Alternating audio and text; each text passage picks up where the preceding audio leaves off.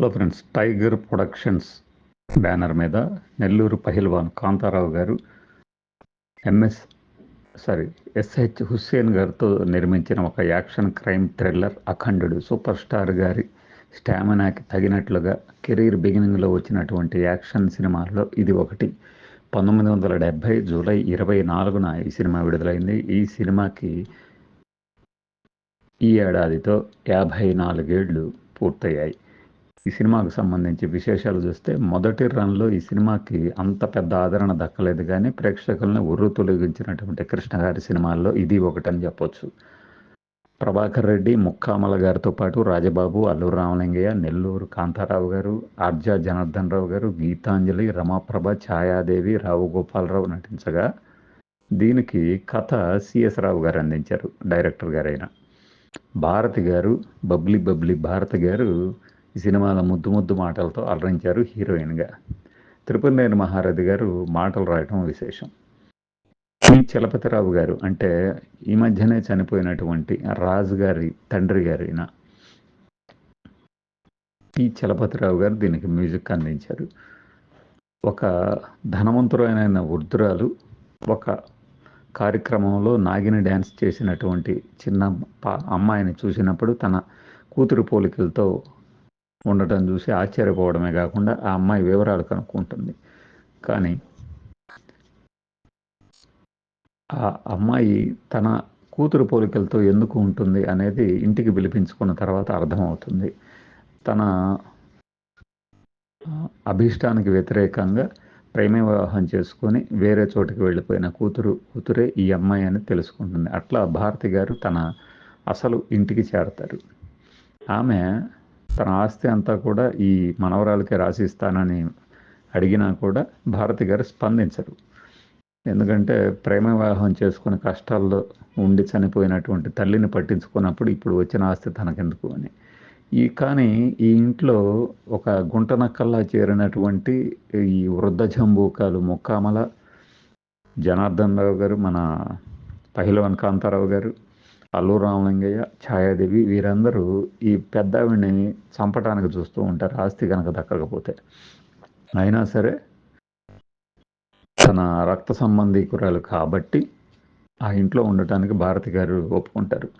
ఈ సినిమా అంతా కూడా మనకి 50వ నిమిషంలో కానీ కృష్ణ గారి ఎంట్రీ ఉండదు. బహుశా అంత పెద్ద హిట్ కాకపోవటానికి మొదటి రన్లో ఇదే కారణం అయి ఉండొచ్చు. టైటిల్ రోల్ వచ్చేసి అఖండుడు. టైటిల్ పడుతున్నప్పుడే, కార్డ్స్ అప్పుడే మనకి క్లియర్గా కృష్ణ గారు ఇంకో ఖైదీ జైలు నుంచి పారిపోవటం ఇదంతా కనిపిస్తుంది. బహుశా ఏంటంటే దీనికోసమే అని నేను ప్రేక్షకుడిగా ఆలోచించినప్పుడు ప్రేక్షకులు ఎక్కడ నిరాశ చెందుతారో అనేది ఒక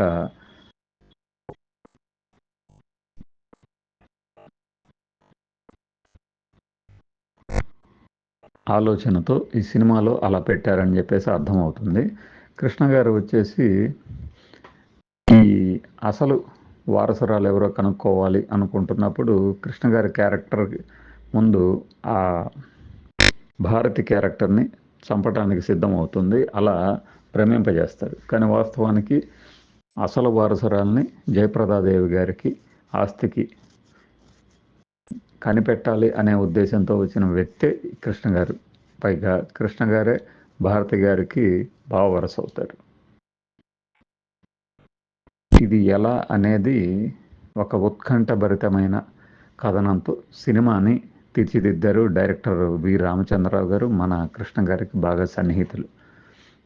ఈ మధ్యలో వచ్చే పాటలు అద్భుతంగా ఉంటాయి, అలరిస్తాయి. బ్లాక్ అండ్ వైట్ సినిమాలలో కృష్ణ గారి ఊపైన హుషారైన నృత్యాలు, ఫైటింగ్ సన్నివేశాలు, ముఖ్యంగా ఆయన ఎంట్రీ సీను 50వ నిమిషంలో లేటుగా వచ్చినా లేటెస్ట్గా వస్తారు. షాండ్లీర్ ఒకటి పట్టుకొని ప్రభాకర్ రెడ్డి, గీతాంజలి ఇద్దరు భోజనం చేస్తున్న సమయంలో వచ్చి ఆ టేబుల్ మీద సరాసరి ల్యాండ్ అవుతారు. అట్లానే గీతాంజలి క్యారెక్టర్ వచ్చేసి ప్రభాకర్ రెడ్డిని ప్రేమించి అతనితో పాటు ఆ ఇంటికి ఆస్తి కోసం కాజేద్దామని వచ్చిన యువతి. ఇదే యువతి తిరిగి కృష్ణ గారితో కూడా సరసాలాడటానికి సిద్ధపడుతుంది ఆస్తి కోసం అని చెప్పేసి. ప్రభాకర్ రెడ్డి గారేమో తన చెల్లెలుగా గీతాంజలిని పరిచయం చేస్తారు ఈ భారతిని పెళ్లి చేసుకోవటానికి ఆస్తి మీద కన్నేసి. కానీ భారతి గారికి మొదటి నుంచి ఈ నాగు అనబడు ప్రభాకర్ రెడ్డి గారు తన ఆస్తి కోసమే దగ్గర అవుదామని ప్రయత్నిస్తున్నాడని. ముక్కామల గారి కొడుకు ఈ పుత్రరత్నం, ముక్కామల పుత్రరత్నం ప్రభాకర్ రెడ్డి ఇందులో. అలానే రాజబాబు రమాప్రభ జంట అలరిస్తుంది, హాస్యము జల్లులలో ముంచి తేలుస్తుందనమాట. కిటికీ పైన నీలబడి అని ఈ రాజబాబు అనుకో ఒక డ్రామా కంపెనీ నడుపుతూ ఉంటారు. ఆ నాటకాల కంపెనీలో వచ్చే భాగంగా 2 పాటలు కూడా ఉంటాయి. అలా రాజబాబు గారి ఈ డ్రామా కంపెనీ అనే ఒక కాన్సెప్ట్కి ఈ సినిమాలో ప్రాధాన్యత ఉంది. ఎందుకు అంటే అసలు ఈ తన కుటుంబాన్ని చంపి వేరే వాళ్ళ మీద నెట్టివేసిన ఆ నిందని పోగొట్టుకోవటానికి కృష్ణ గారు, తన మీద పడిన నింద పోగొట్టుకోవటానికి కృష్ణ గారు ఇలా జైల్లో పడాల్సి వస్తుంది, పారిపోవాల్సి వస్తుంది. అసలు అంతకుడు ఎవరు అనేది తెలుసుకోవటానికే కృష్ణ గారు రాజబాబు సహకారంతో యముడిగా ఒక వేషం వేస్తారు.